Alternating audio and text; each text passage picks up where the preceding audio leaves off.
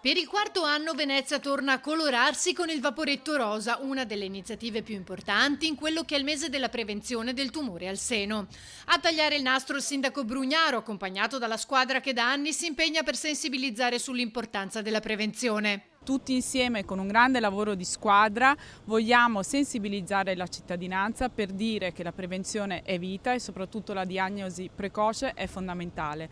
Dal tumore al seno si può guarire, è per questo che la sensibilizzazione di tutte le donne diventa fondamentale, soprattutto dopo questi 2 anni di Covid in cui si è abbassata un po' la guardia rispetto a questa patologia, ma i numeri ci dicono e anche l'età in cui le donne purtroppo ancora oggi si ammalano ci dicono che dobbiamo sensibilizzare il più possibile, avvicinare sempre di più le donne agli screening. Il Vaporetto andrà soprattutto in quelle zone della laguna dove fare prevenzione è più difficile. È un vero e proprio ambulatorio, infatti le visite sono gestite direttamente dal Breast Unit dell'ULSS 3, dal Dipartimento di Prevenzione. Le prenotazioni avvengono telefonicamente tramite la segreteria della LILT, poi il Vaporetto raggiunge i luoghi dove la risposta allo screening è più bassa ed effettua le visite senologiche, quest'anno prevalentemente nelle isole. Un anno speciale perché si celebrano i 100 anni della LILT, la Lega Italiana per la lotta ai tumori. È una tappa particolarmente importante quella che stiamo vivendo e cerchiamo di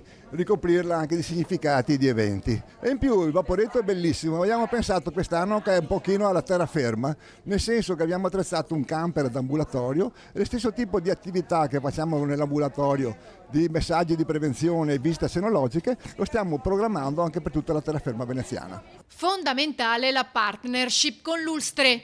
Ogni anno rinforziamo i contenuti per cercare di dare sempre un prodotto migliore e allargare il messaggio, perché il grande obiettivo della prevenzione è sensibilizzare i sani. Allora, chiunque ha provato la malattia è attento, sa già.